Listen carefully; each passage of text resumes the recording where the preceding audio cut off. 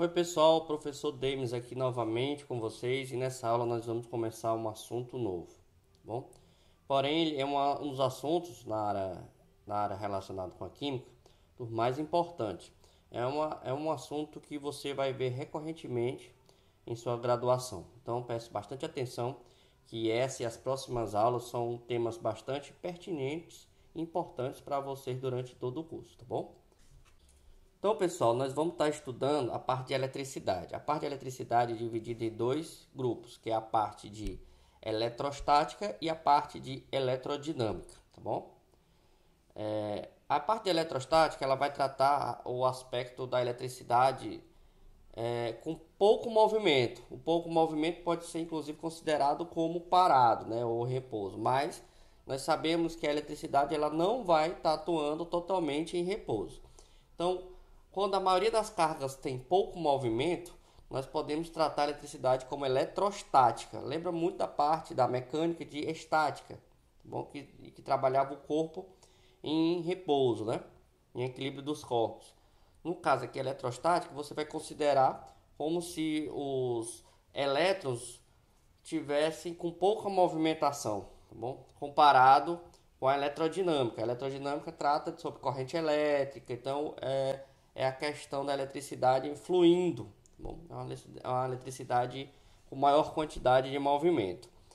Então nós vamos estar estudando primeiro os conceitos e a base da lei de Coulomb. E aí, futuramente, nós vamos trabalhar a parte de eletrodinâmica nas próximas aulas. Então, volto a repetir, são temas bastante importantes para a gente estudar. Então, pessoal, o que seria a origem da eletricidade? Então, isso aqui é um modelo simplificado do que é um átomo. Eu acredito que seja esse modelo que vocês ainda estão estudando. Existem outros modelos mais modernos sobre o átomo, mas esse aqui representa, até o momento, uma maneira, né, de você fazer uma simbologia do que é eletricidade. E ele vai servir muito bem para esclarecer alguns conceitos da eletricidade. Então, o que é o átomo para a gente aqui? Para essa situação de estudar sobre a eletricidade. Ela vai ter prótons, ela vai ter elétrons e ela vai ter nêutrons. E dentre os elétrons aqui, nós vamos ter aqui as nossas camadas, né? As camadas. E depois vocês vão ver que o átomo também ele pode ser trabalhado também com uma questão envolvendo a probabilidade, né? Que são conceitos mais complexos. Então, mas para nosso entendimento, esse modelo aqui de átomo já é suficiente. Então, qual é o nosso modelo de átomo para estudar eletricidade? Um átomo ele vai ter um núcleo pequeno carregado positivamente. Já vamos falar sobre o conceito de cargas elétricas, em torno do qual se movem os elétrons carregados negativamente. Então nós temos no meio aqui os prótons com cargas positivas e os elétrons com cargas negativas. As trajetórias em círculos fechados, então nós vamos considerar como se fossem círculos perfeitos, mostrados são apenas simbólicos aqui, né? E aí, o que seria a carga? Quando os físicos e os químicos estudaram as propriedades da matéria, conseguiram identificar esse corpo aqui como sendo um elemento, um corpo que apresentava cargas diferentes. E para nomear essas cargas foram nomeados de positivos e negativos, né? E aí, futuramente descobriram-se que existia outros corpos aqui no meio do núcleo, que foi denominado nêutron. O nêutron ele vai ter carga zero. Então nós vamos chamar aqui de carga nula. Ou seja, não vai apresentar carga, mas ele vai ter massa também, viu? E aí, através de experiências, foi comprovado que a carga elementar, que é representada aqui por 1,60 vezes 10 elevado a menos 19 coulombs, coulombs é a unidade de carga elétrica, ela vai ser a unidade elementar.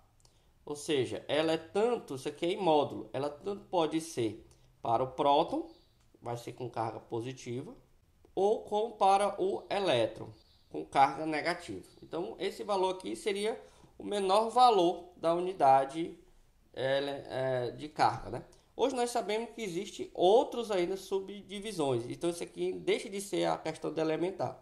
Existem os quarks, por exemplo, que existe, e os ups, que é uma porção, uma fração desse valor aqui.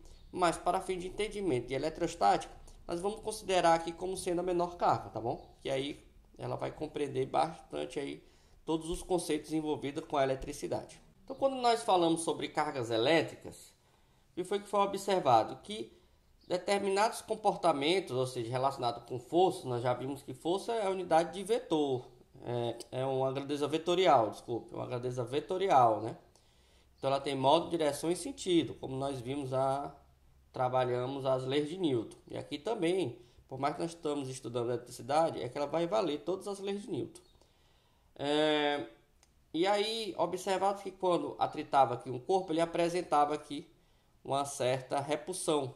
Então nós dizíamos que existiam cargas elétricas iguais. E aí, quando eles se atraíam, nós temos cargas elétricas opostas. Então, cargas de mesmos sinais se repelem, cargas opostas se atraem. Então, a gente começa com a pergunta aqui. Quantos elétrons existem em um coulomb de carga negativa? Vamos começar com o raciocínio. A carga negativa, ela deve ser a presença de elétrons em excesso. Então, quando o corpo está carregado positivamente, é porque tem mais prótons do que elétrons. Quando o corpo está carregado negativamente, nós temos mais elétrons do que prótons. Então, se está dizendo que quantos elétrons em uma carga negativa, significa dizer que tem mais elétrons do que prótons. Então, tome cuidado com algumas simbologias que tem no livro, que às vezes confunde. Então, quando você mostra lá, vou voltar aqui o desenho. Quando você vê um desenho aqui, você sabe que o positivo significa a carga do próton, né? E o negativo a carga do elétron. Então, quando você vê um desenho onde nós temos vários mais, não quer dizer que aqui tenha concentrado apenas prótons. Existem prótons e elétrons. A diferença é que aqui nós temos mais prótons do que elétrons. E no negativo aqui, quer dizer que existe mais elétrons do que prótons. Quando está a mesma quantidade de prótons e elétrons, o corpo está neutro. Bom? Então, ele já fala aqui que é um coulomb de carga negativa. Então, quer dizer que existe mais elétrons do que prótons. Como cada elétron possui uma carga, a carga aqui, cada elétron nós já falamos que vai ter essa carga aqui. Eu quero saber o número de elétrons. É igual ao módulo de carga do coulomb. Então é só dividir, né? Então dividir. Então eu quero saber esse N aqui vai ser exatamente, eu vou pegar aqui um coulomb e dividir aqui pela quantidade de carga de cada elétron. Cada elétron vai ter 1,60 vezes 10 elevado a menos 19, tá bom? Menos 19. Então, o que é que nós vamos fazer? Isso aqui também coulomb, né? Coulomb cancela com coulomb, então vai ter só um número aqui que vai corresponder aos elétrons, né? Então, nós vamos pegar 1 dividido por 1,60. Vai dar 0,625 vezes 10. Esse menos de 19 vai passar para lá somando, né? Ele troca o sinal, ó. Aqui é menos 19. Quando ele sobe, ele passa a ser mais 19. Então, vamos colocar em notação científica. Em notação científica, nós sabemos que o número tem que estar entre 1 e 10. E aqui está menor do que 1. Então, em notação científica, é 6,25 vezes 10. Olha só, eu aumentei aqui uma casa decimal, não foi? Então, eu tenho que diminuir aqui uma casa decimal. Mais 19 menos 1, nós temos mais 18. Então, esse aqui é a quantidade de elétrons. A quantidade de elétrons. Vou botar aqui, número de elétrons. Que vai ter em um coulomb de carga negativa. Bom? Ah, professor, e por que você não botou menos aqui? Não, porque aqui é o número de elétrons. Você não tem um número negativo, isso aqui é uma quantidade, tá bom? Então, você deve ter... Então, você já sabe no ensino médio, pelo ensino médio, que existem as propriedades de carregamento, né? Como carregar um corpo, né? Através de condução, por eletricidade por indução. É bom dar uma revisada sobre isso aí, tá bom? Para você entender melhor aqui a parte do conteúdo, que aqui eu vou colocar só a parte mais conceitual. Então, a lei da conservação da carga elétrica diz que, durante qualquer processo, a carga elétrica resultante do sistema isolado permanece constante. Ou seja, a carga elétrica, pessoal, ela é conservativa. Então, se eu atritar aqui um bastão de vidro com uma pele do animal aqui, vai ocorrer a transferência de elétron de um lado para o outro. Então, no caso aqui, se a pele do animal ficou positiva e o bastão ficou negativo, quer dizer que os elétrons que estavam aqui na pele do animal passaram para o bastão, ficando o número de elétrons do bastão maior do que o número de elétrons da pele do animal. Então aqui vai ficar com carga negativa e aqui vai ficar com positivo. Mas as cargas elas não vão nem surgir e nem diminuir. A somatória de todas as cargas elas têm que ser iguais, tá bom? Então a carga ela não vai ser criada nem destruída, ela apenas vai passar de um lado para o outro. E aí, pessoal, nós podemos falar sobre condutores isolantes. O que é um condutor e o que é o isolante? Condutor, pessoal, é muito fácil. Condutor é que conduz eletricidade, isolante que isola, que não passa eletricidade. A resposta está errada. Por quê? Se a eletricidade ela vem de prótons e elétrons, e nós sabemos que todos os corpos são feitos de átomos, então isso quer dizer que todos os corpos podem conduzir eletricidade, correto? Todos os corpos conduzem eletricidade. Só que existem corpos que conduzem bem a eletricidade e corpos que não conduzem tão bem a eletricidade. Então, corpos que conduzem bem a eletricidade são chamados de condutores. E os corpos que não conduzem bem a eletricidade são chamados de isolantes. Exemplo, ótimos condutores, o ouro. O ouro ele conduz muito bem a eletricidade. Tanto é que algumas conexões da placa-mãe de computadores e celulares são feitos de ouro. Por quê? Porque eles conduzem bem a eletricidade. E isolantes que dificultam a passagem de eletricidade. Por exemplo, madeira e plástico são isolantes. Mas cada isolante tem uma capacidade de não passar a eletricidade. Então, a dificuldade de passar a eletricidade, né? Então, por exemplo, borracha é um isolante. Mas, por exemplo, uma luva cirúrgica não pode ser usada por um eletricista. Porque a luva cirúrgica ela é fina. Então ela não vai ser um bom isolante de alta tensão, tá bom? Então tome cuidado com esses aspectos aí, tá bom? E aqui uma curiosidade, né? É um tipo de partilha que quando você mastiga, ao ato de quebrar, há esse fluxo aqui de passagem de elétrons de uma camada para outra. Então, às vezes, quando você mastiga uma partilha num lugar totalmente escuro, é possível ver algumas pequenas faíscas saindo das partilhas, tá bom? Essa luminosidade é exatamente essa mudança aqui de camadas do elétron ou de passagem de um lugar para o outro, tá bom? E você consegue ver essas pequenas faíscas. Então, o que é a lei de Coulomb? A lei de Coulomb ela foi uma lei calculada empiricamente, quer dizer o quê? Que foi através de experimentos. E ela vai dizer que a força elétrica, ela está relacionada a uma constante. Você pode até dizer, professor, lá no ensino médio eu vi isso aqui como um K. É porque 1 sobre 4π é um número fixo. Esse zero aqui, μ0 aqui, ele é uma constante aqui, eletrostática, relacionado com o meio onde o corpo está. Mas de modo que ela vai ser um número, né? Uma constante. Ela vai depender do meio. Então nunca, não vai ser sempre aquele valor 9/10 elevado, tal. Deve depender do meio onde se encontra. Mas geralmente nas questões é colocado no vácuo, que é muito parecido inclusive com o do ar aqui. Mas em determinadas condições ela vai ser diferente. Então tome cuidado porque aqui vai depender do meio onde as cargas se encontram. Nós temos um valor para o vácuo e dependendo do meio pode ter outros valores. Por exemplo, dentro de um capacitor, pode mudar. Um capacitor tem entre as placas, que nós podemos até discutir depois, existe aí um meio diferente aqui. Então aqui nós temos a carga elétrica. Observe, pessoal, que nós temos um módulo. Ou seja, não interessa se é positivo ou negativo.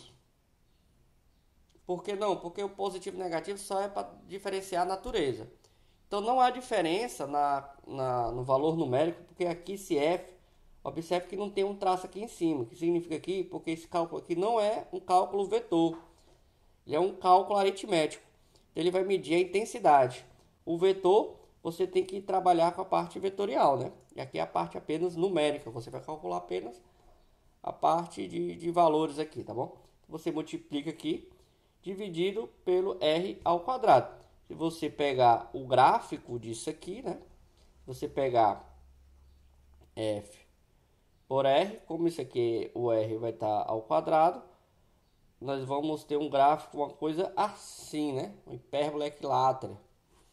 Diminuindo. Quanto maior o raio, a força cai drasticamente, porque esse raio aqui é ao quadrado. E quanto mais se aproxima, a força aumenta exponencialmente também, tá bom? Então a força, ela é inversamente proporcional ao quadrado desse raio aqui, dessa distância. Então, aumentando o raio, a força cai bastante. O raio, quando eu falo aqui, é a distância entre as cargas, tá bom, pessoal? E já quando eu aproximo os dois corpos, a força tende a aumentar muito. Quanto mais próximo, maior vai ser essa interação. Então, como nós já vimos, nós temos aqui um R que é a distância. Essas forças, pessoal, em módulos são iguais. Por quê? Terceira lei de Newton.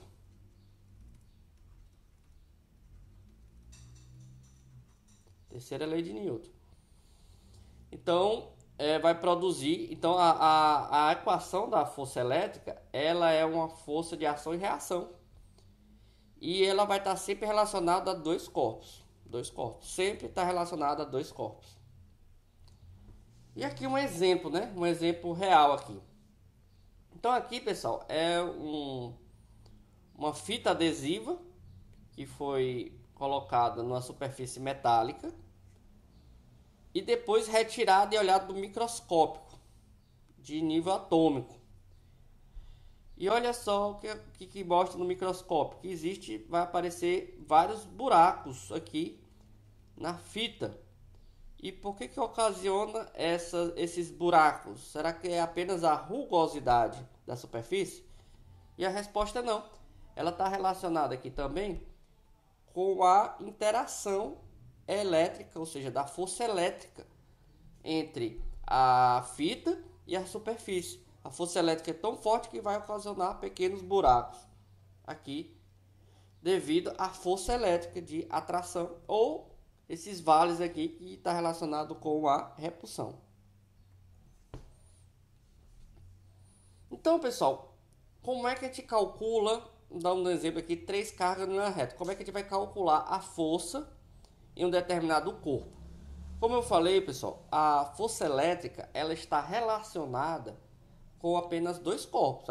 Aquele cálculozinho de força elétrica é dois corpos. Então, como é que eu faço? Para calcular com 3. Como eu falei, lei de interação. Então, você faz um, depois você faz outro. Se tiver vários, você tem que fazer a cada 2. Então, primeiro você vai fazer análise vetorial. Como é que você vai saber se é atração ou repulsão? Pela carga aqui. Nós temos, por exemplo, quiser saber qual é a força que está atuando sobre a carga Q1. Então, nós temos primeiro essa daqui, né?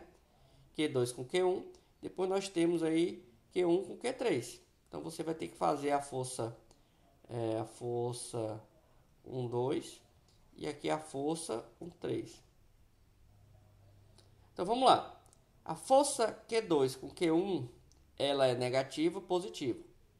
Forças com cargas contrárias aqui vai dar uma força aqui de atração, né? Então, a força atração. Então, Q1 vai ter, para cá, porque lá nós temos uma carga positiva e aqui nós temos carga negativa. Então, vai atrair, F1, 2. Então, observe que eu botei aqui uma setazinha de vetor. Já aqui, nós temos positivo com negativo. Também é atrativo. Então, tem a força de atração para cá. A força de atração para cá. Então nós temos uma força de atração para o lado esquerdo e uma força de atração para o lado direito.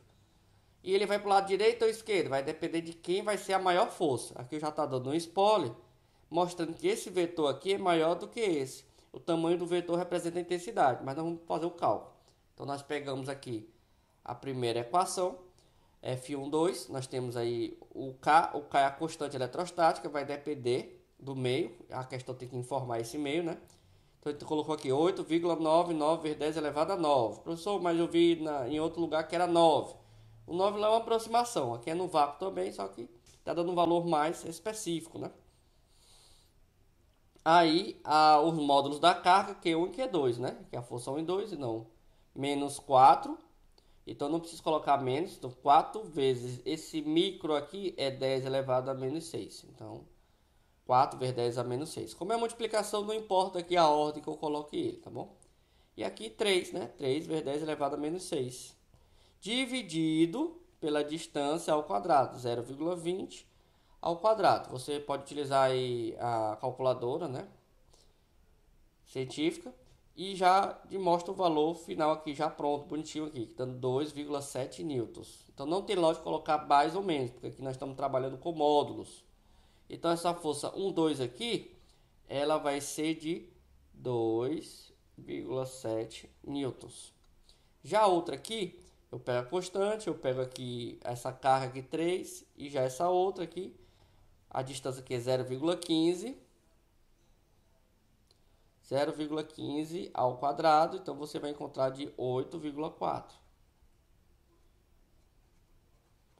Então, a força de 1,3 aqui é maior do que a força de 1,2. Como eles têm mesmo direção em sentidos opostos, você vai fazer a soma vetorial. Aqui nós estamos fazendo a soma vetorial e aqui a soma algébrica. Por quê? Porque nós vamos chamar esse aqui de negativo e o outro de positivo, porque eles têm sentidos contrários. Então a resposta vai dar 5,7 newtons. Então a resposta vai dar 5,7 newtons. E se eles não forem na mesma direção, como é que eu vou fazer? Se tiver um ângulozinho aqui entre eles, complica um pouco mais, mas também não é tão complicado assim, ainda mais se você puder utilizar uma calculadora, fica muito fácil. Então nós temos aqui, ó, não está na mesma direção, mas tem um ângulo aqui entre eles. Então qual é a força? Então nós temos que utilizar a decomposição de força. Se você não tinha lembrado, é bom dar uma revisada aí nos vetores, o assunto é vetores, tá bom? Então tem a parte da decomposição de vetores aqui, porque trata-se de uma força. Então, o que acontece? A soma vetorial desse aqui com esse aqui, ó, negativo com positivo é atração, positivo com negativo também é atração. Então, nós temos um 2 e um 3 aqui. E a resultante disso vai dar esse outro aqui na diagonal. A soma vetorial disso aqui, né? Soma vetorial disso aqui. Agora, se você pega aqui apenas esse vetor 1, 2 aqui, você pode fazer a decomposição de vetores. Nós temos, então, a decomposição na horizontal. Você vai pegar cosseno de 73 graus e aqui na vertical vai ser o seno de 73. Bom? Então nós vamos lá. Nós vamos fazer então relação 1, 2, depois um 3. Novamente aqui, você vai pegar aqui um 2 e um 3. Aqui não precisa você trabalhar com ainda ângulos, né? Você vai trabalhar apenas com linha. Você vai trabalhar 1 com 2. Então é uma reta. Depois 1 com 3. Você vai fazer o cálculo novamente, que a gente fez no slide passado aqui. E você vai encontrar aqui 9,6 e 18. Acontece que o 18 no 3 aqui, já está aqui bonitinho na horizontal. Então ele vai ficar aqui.